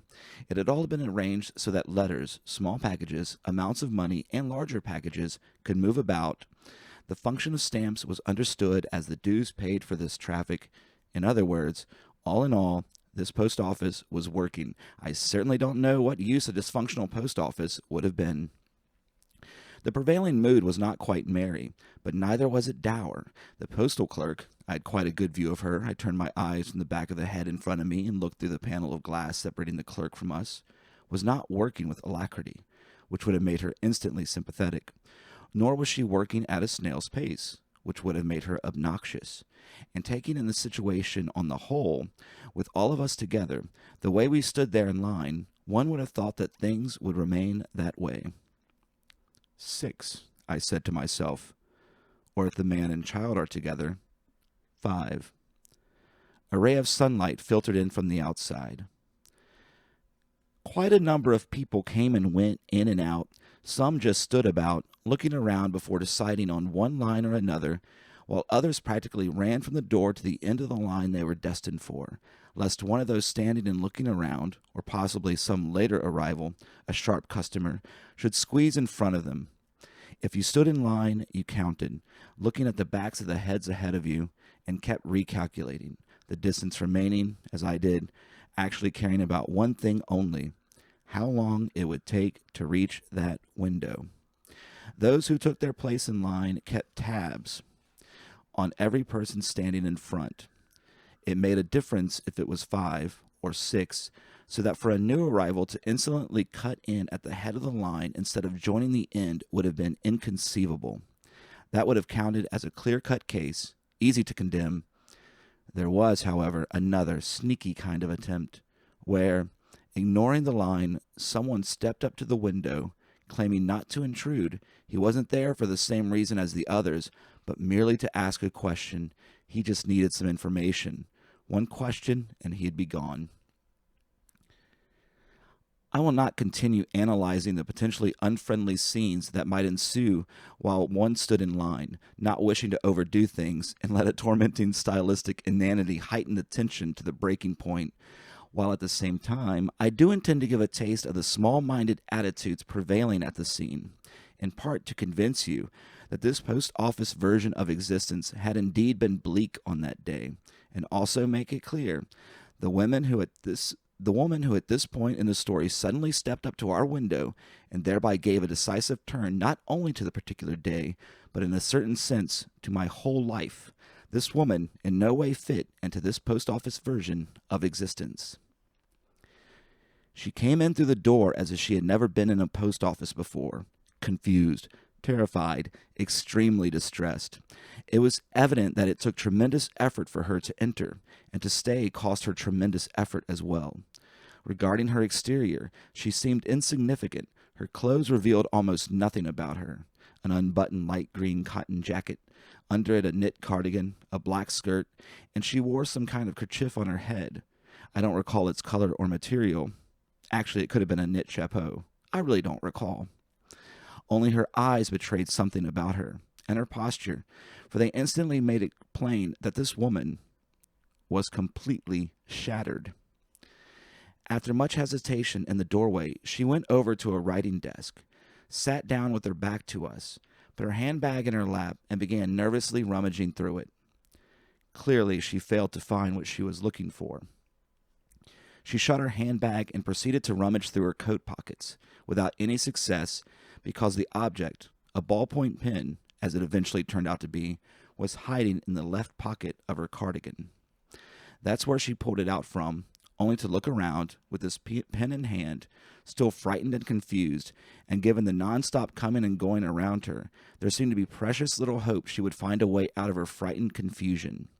Yet she did, on her own, for it seemed that little by little she began to figure out what all these various windows marked for payments and envelopes were for, and she stood up to advance rather unsteadily, with stops and starts, to the right window designated by a sign with an envelope, and amidst visible signs of displeasure from those standing in line, she leaned close to the window and in a very soft voice said to the clerk, "Pardon me, I would like to send a telegram, but can't find one of those papers." Across the cubicle's glass panel, we had a clear view of the clerk giving the woman a sullen look and shoving a blank telegram form at her through the opening. The woman took the form, but did not retreat from the window. She merely stepped slightly to the side. She gazed at the sheet of paper, turning it over and examining it, but if she had intended, as I believe she probably did, to draw attention to herself and be given advice about how to fill out the form, it was a wasted effort. The postal clerk refused to acknowledge it. In fact, she utterly ignored her, and with what amounted to ostentatious hardiness, she turned to face the next patron. Those waiting in line, especially the ones closest to the window, probably felt like shoving the woman away from there, and maybe even accidentally treading lightly on her foot to make her come to her senses and stop holding up the line.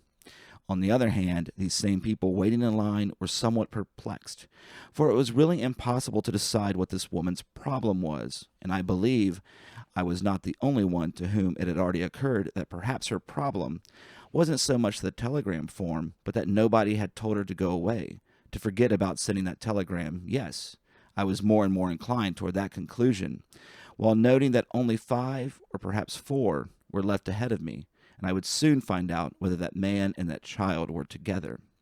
I had a growing suspicion that the woman was at least as much expecting to be dissuaded forthwith from sending that telegram as she was expecting to be reassured that the telegram should definitely be sent.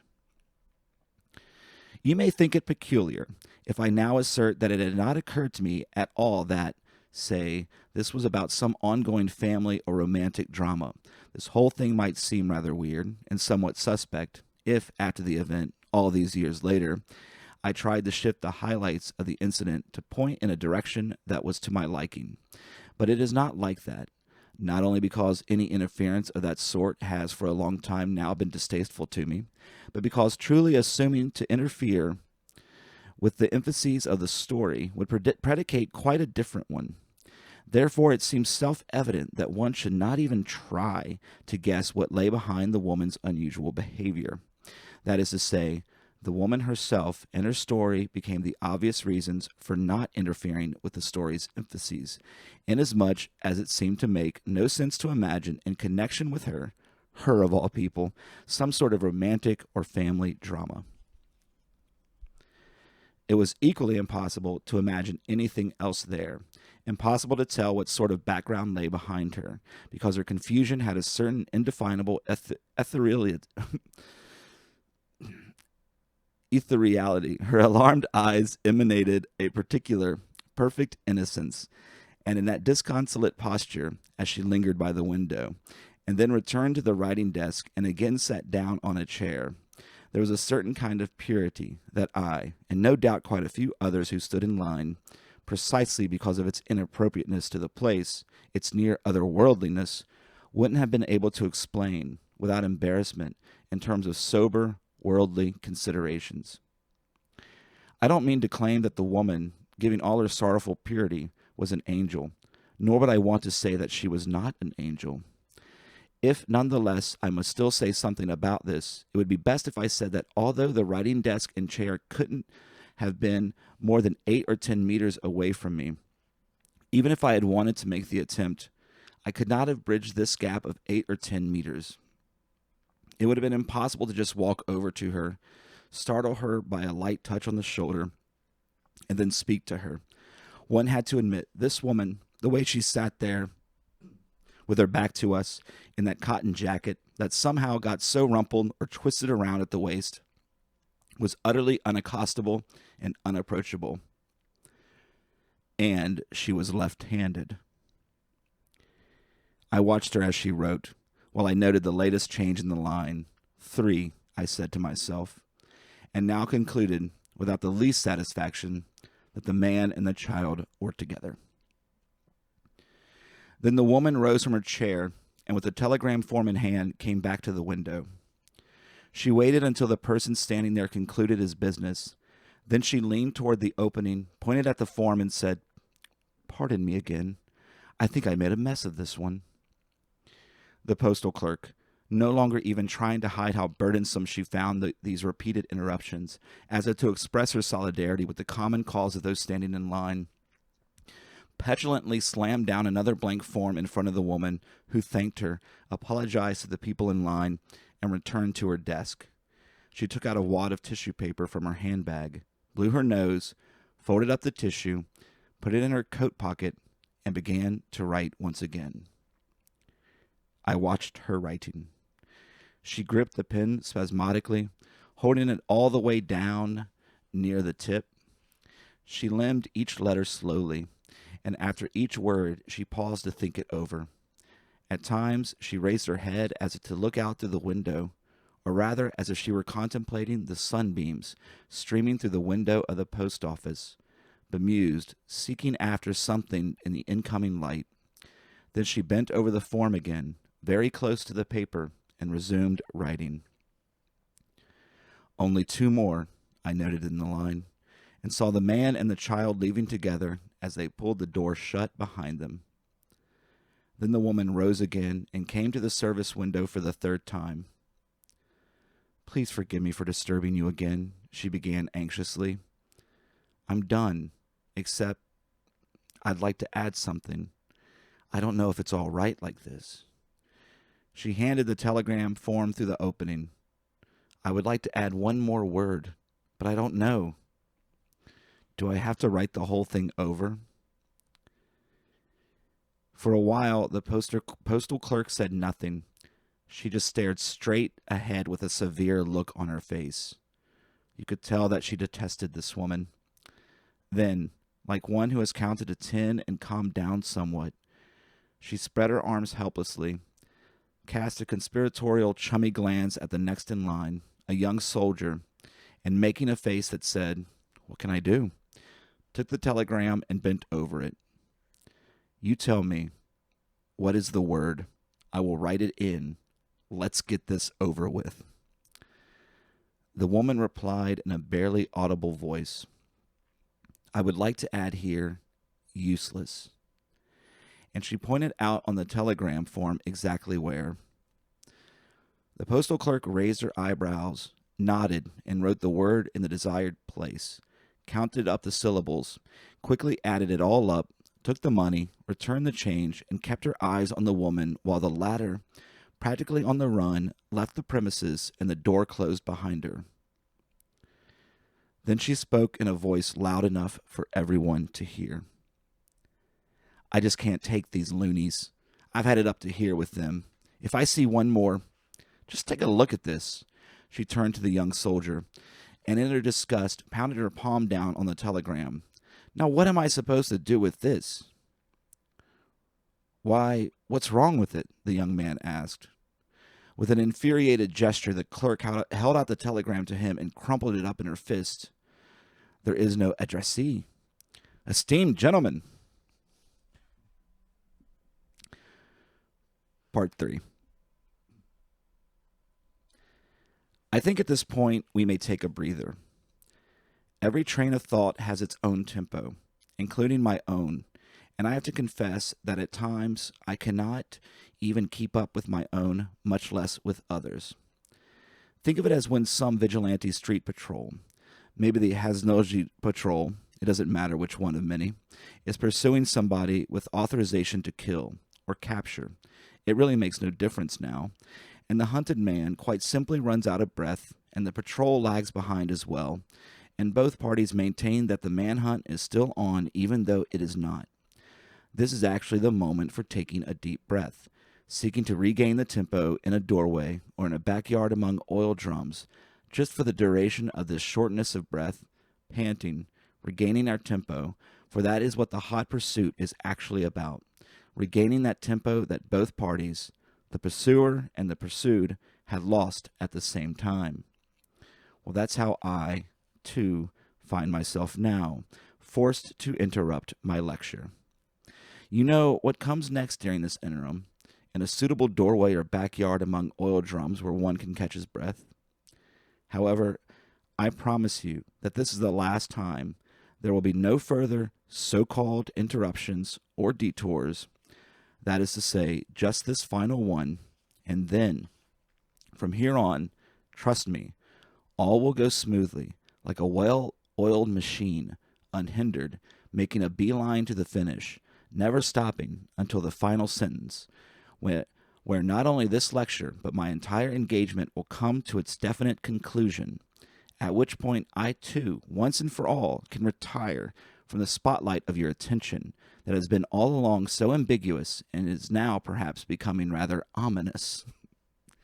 Yes, we pause here for a moment, and meanwhile, to make the panting less audible while this I inside me regains its proper pace, let me return to the mundane locale of my sojourn in your sub-basement, and besides reminding you not to forget the additions to my daily allowance of walks, let me bring up another matter that I've been meaning to mention. Because of some decisive turn in the prevailing situation that's been kept hidden from me, your designating this lecture as my valediction, I fear, does not necessarily guarantee that my final appearance here will be the first step toward my liberation. That is, it looks very much as if I might have to stay here, possibly exempt from being the focus of your attention, but not from the protective custody you have decreed for me. If that's how matters stand, I can count on a prolonged stay here, but you must understand that such a sojourn is the same for me as embarking on the Titanic, meaning that my requirements become radically altered. The rational ones are reduced to just about zero, whereas my irrational needs, the ones that kick in, now become all important. I might say vitally important, so that one day this past week, as I lay on my bed flicking back and forth among TV channels, those indicators of business as usual, one day this past week I suddenly realized that something was off about these TV channels. All but, of course, I realized what I was watching was nothing but so-called canned material, indicating that outside, in the real world, something had radically altered. Something irrevocable had occurred that impelled one, gentlemen, to a desperate decision to settle in for a lengthy siege, and now I would remain your special captive for the duration of this siege. It became clear to me that quite possibly I would never leave this fortress, your splendid but lethal domain. I suddenly understood that, if I may put it tersely, here we go once again, here we go aboard the Titanic. I am not saying that the whiteness, the pure whiteness of the sub-basement, the whiteness of floor, walls, and aesthetic furnishings upset me, as my guards, or whatever you want to call them, believed on more than one occasion. No, the problem isn't this whiteness, which for others may indeed be truly blinding. Not for that matter the total absence of any color whatsoever. No. As long as we are on this subject, for me, this universal banishment of all color into whiteness constitutes an elegant summation of the actual ongoing events, so that far be it from me to protest against that, it would make no sense at all. It's about my honorarium. Up until now, I have not broached this subject, nor would I do so at this time, had I not felt myself now aboard the Titanic. But since that is where I seem to be, I must inform you that even though I lay no claim to monetary considerations, nonetheless, since those particular near-zero needs of mine I have referred to have now indeed arisen, they are as follows, and I ask you to take note of them. I would require, 1. Any and all documents and objects that survive from my childhood. 2. 220,000 meters of yarn. 3. A revolver. As for the first, suffice it to say that here I am thinking of diaries, report cards, certificates, photographs, school notebooks, storybooks, coloring books, drawings, dolls, toys, collections of napkins, postage stamps, insignia, and matchbooks. In other words, anything that a special commando sent out by you would be able to retrieve from this labyrinth of my childhood. If he finds the house I was born in, he should by all means search the attic, the entrance to which, possibly you don't have this in my file, is found in the back, on the side next to Uncle Fairy's house. About the second requirement, it will be enough to say that for my purposes, the yarn can be in a ball or in a hank. It's all the same to me. The important thing is that it should be all in one place. That is, I require a single length of yarn 220,000 meters long. As for the third item, I believe no comment is necessary, since the issuance of permits for weapons of self-defense has been extended to include middle school students. This would be all, and I trust you will dispatch that commando at the earliest opportunity, just as, I trust, you will not question my reasons. For all I care, you may consider this to be my last request. After all, it makes no difference to me what you take it to be, since we are dealing with an absolutely private matter as far as why I need these, what they have to do with each other, and why exactly these three. In any case, bringing up these documents and objects in my childhood comes at a most opportune time for you gentlemen as well, since this is exactly what will now follow. A reference to these things, for we have now reached the end of the detour where I am to disclose everything I could tell you about possessions as the cornerstone, the supporting pillar, the foundation, the most profound essence of our world, or should I say our former world. All that by now can only refer to the absolute loss of all possessions, although the roots reach all the way back to my childhood, where all of these requested documents and objects originate. This is the same childhood of dolls, report cards, and matchbox collections that belongs to the story that is of concern to you, gentlemen. You see, the story that follows, in which you have been obviously very much anticipating after all these seemingly incidental and trivial tales and analyses, began back there in my childhood, and its starting point was a love of possessions. As for its ending, it can be summed up briefly as being about the absolute disgust evoked by possessions. Of course, what intrigues you is what could have possibly happened between the beginning and end of this story. Well, I must say that the matter is a lot simpler than you would think, and can be recapitulated briefly.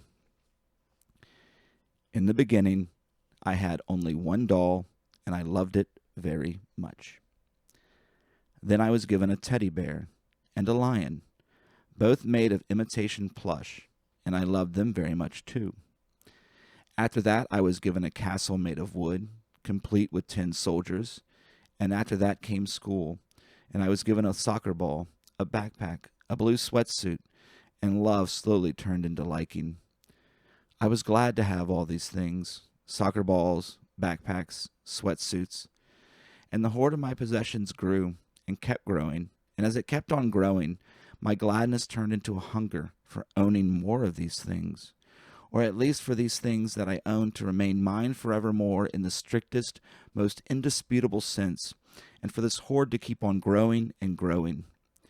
And so this hoard grew and kept growing, just as I did.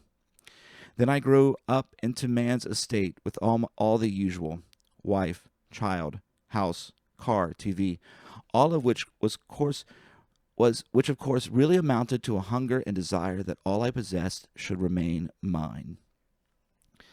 But there came a day, in my adulthood of course, when I stopped in a tavern and lingered the way husbands usually do on the way home after shopping.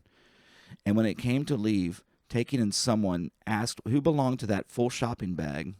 Being somewhat tipsy, I said nothing, even though it belonged to me. But nobody knew it.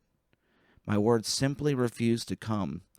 So I said nothing and allowed the befuddlement over the absent owner turn into a powwow among my drinking buddies, ending in a dividing up of the contents of the full shopping bag, each of us taking home whatever he liked, given that some unknown drunk had obviously failed to keep a watchful eye on his belongings.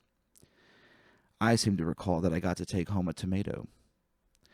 Later, I proved unable to come up with a serious reason for remaining silent, but that particular day proved to be fateful. From then on, as if the devil had gotten into me, I kept doing that sort of thing more and more often. I seemed to have acquired the habit of distancing myself from my possessions, of denying that things were mine, and this distancing and denial, although it started with tangible things, the proper objects of ownership, did not stop there, but began to metastasize to things that were not proper objects of ownership, and spread from, say, a shopping bag full of goods to a head full of ideas, from tomatoes to thoughts, and finally to language itself. For instance, it became increasingly difficult to say, "Come here, my love," or "Please pass me my hat," and I began to have trouble even with such innocuous expressions as "Oh my God," or "Your mother." That is, I just started to have trouble with any and all possessive language, adjectives, pronouns, suffixes, especially when it involved the first person singular, while of course I had every reason to keep using these, for after all, I did have my love, my hat, my God, my mother. Perhaps I hardly need say that eventually, along with this transition, though not connected to it, I did lose everything, my God, my mother, my love, and ultimately even my hat. But do not for a moment think that this explains the baleful crisis of possessive adjectives and pronouns. No, not at all. This explains nothing whatsoever. Years of this crushing duplicity went by, and I found no way out. Duplicity, I call it, but I could say it was total anarchy, because even as I was trying with all my might to say no to possessions, at the same time I also said yes to them. Let's take, for example, the street, where, you see, I had noticed a peculiar fact, namely that people went around not with their eyes straight ahead in a normal manner, but sidling aberrantly, all of them, without exception, twisted, with sidelong glances at shop windows. That is, while I recognized and recused myself from the fact that I was living among people blatantly unable to resist the hypnotic attraction of acquiring possessions, at the same time I found myself from time to time unable to resist casting the occasional glance at these shop windows. And at times, fighting off my nausea, I even entered some store or another to purchase, say, a new hat to cover my head. I can only characterize my situation as the most abysmal anarchy, riven as I was by possessive pronouns and nausea, actual possessions and actual disgust, the mendacious, or at the very least unclean foundations of my life, while I hadn't the slightest notion of what was tearing me apart, what was confounding me so thoroughly when I had to apply the first-person singular to the world. You already know what ended this anarchy for me. Yes, gentlemen, it was that telegram at the post office on that autumn afternoon. I cannot claim that everything became clear to me right away. First, it was only that single word, useless, that pierced my heart. Then that addressee unknown. There I was, my heart pierced, walking homeward, meandering, and if I may take the liberty of putting it this way for you, teetering between a lethally sweet melancholy and the necessity of immediate revolt. I no longer recall how long this lasted, possibly days, even weeks, until one morning I was sitting by the window, looking out at the unconsoling light, and outside, below the kitchen window, a band of sparrows burst upward from the dry twigs of an unclipped hedge, only to almost instantly swoop back down again. It was as if a veil had been plucked away, then lowered. So swift was this bursting upward and swooping back down. And even though there couldn't have been an immediate connection, still to this day I believe that some connection must have existed between the swift impulse of the bands of sparrows and my enlightenment. For it was enlightenment, like the way I awoke to the realization, as I had on that earlier day of nausea, I recall that succubus, that I did not possess anything, and never would, nor was I the only one like this. And I imagined my eyes taking in this entire world mired in the desire for possessions. All of us were and would be like this forever. By now you may have gotten used to the fact that, other than repeating evidence, nothing much can be expected of me, so that you should not be surprised, Hearing for the second time, although coming from deeper down, that I possess nothing and that you too possess nothing, all the same, I would like to make sure that you understand what I mean. You gentlemen are well aware that there once was a world where, quite apart from qualifying its contents, it was possible to ascertain clearly, even if only in a limited sense, the meaning of possessions, and this meaning was ascertained only as long as peace reigned in both human as well as natural relations. Looking at those dry twigs in front of the kitchen window, I suddenly understood. That is, the band of sparrows bursting upward and swooping back down flicked aside the veil from the fact that this world, whose existence, by the way, many would characterize as notional, was finished. The conditions of peace no longer obtained in human and natural relations, because now a state of war prevailed in these relations. In short, a decisive turnaround has taken place, whose chance of occurring in our progression toward, which we have of course been aware of all along, we even kept saying to each other, blinking, that there was no way to hold it back. Everything was being swept unstoppably toward the brink, etc., etc. Except we didn't realize that the change had already occurred. Just as on a train journey, when emerging from a forest or the gently swelling hills, we suddenly find ourselves out in the middle of a bleak desert. That was how this had happened, from peace into war, the only difference being, in this case, that it was far more difficult, if not impossible, to draw the line where one ended and the other began, because no borderline sets these two apart. Instead, one gives rise to the other, is somehow wedged into the other. That is why, in contrast to an actual train journey, in the war-peace situation, everything happens almost unnoticeably. One moment, we glance out the window, and it's still woods and gently sloping hillsides. Then we look again, and it's the desert. Please don't mistake my meaning. When I say state of war, I'm not thinking of, say gunfire in the streets or something like that. No, it is not shots fired in the street or the fear that we might be shot at. Obviously, this may happen at any time. But that is not what makes war. Not at all. It is not manhunts on the street and such things. But when, how should I put it, time passes, the world goes on its way and arrives at a road sign. Along the way, and this road sign points nowhere. The road ends here. The going cannot go on. Everything seems to converge here. And then, for some reason, and we may call this the one and only true and unexplainable mystery, a demon is released from its bottle. This most maleficent demon is not the same as the angel of death, for it is not the spirit of peace, but the demon of war, of delight, that everything in existence can be ruined. This is the most intense delight, supreme, unsurpassable, and nothing and no one is exempt from its sway. You can say no to everything except this, because it seeps in everywhere unnoticed, because it is the be-all and end-all of every real utterance, the inimitable ecstasy of power over things, where the depths of dominion are utterly limitless. This demon is driven by an inexplicable hatred, and it compels us to destroy ourselves. And once it is actually released, the defensive perimeter around us, the empire of things outside us, everything we lord over, from a collection of matchboxes to a kingdom, all that is ours, suddenly loses its meaning and collapses into itself. There, I sat by the kitchen window, and that flurry of sparrows made me understand that actually we possess nothing. Part 4. Esteemed gentlemen, before I take my final bow, allow me to share some news with you. Perhaps you haven't heard it yet.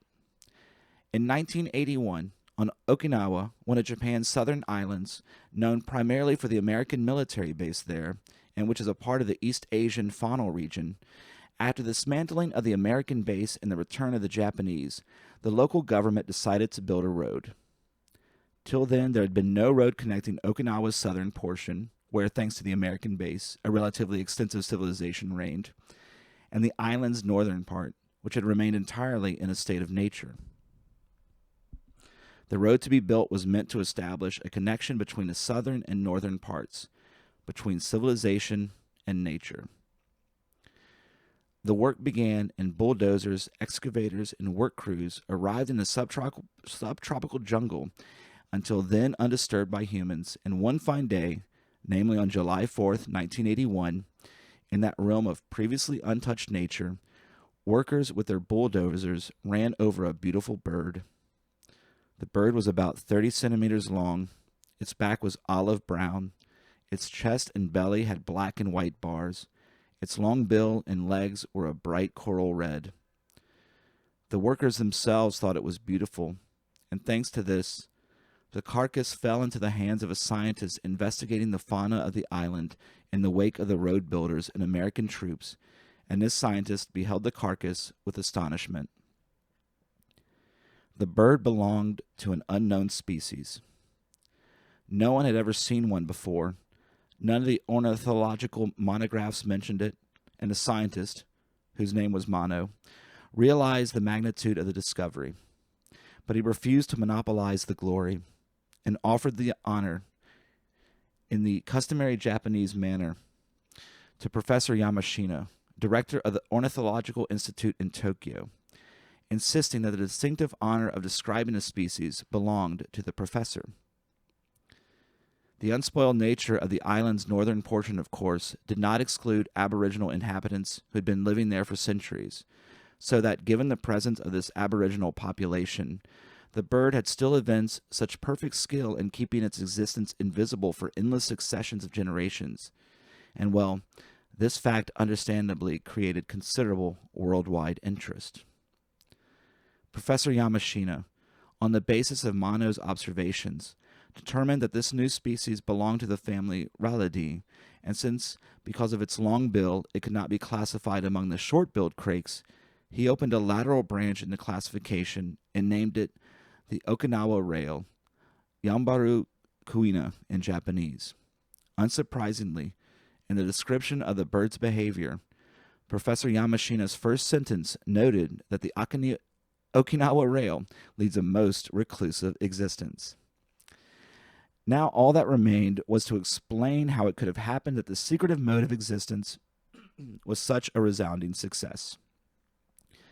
The observations concluded that we were faced with a regrettably small population, and it was precisely this, plus the extremely limited range of the species, that in part explained the success of this invisible mode of survival. One theory was that the birds inhabited a terrain where small predators must be relatively few in number or entirely absent, and they considered the fact that humans hadn't presented a danger.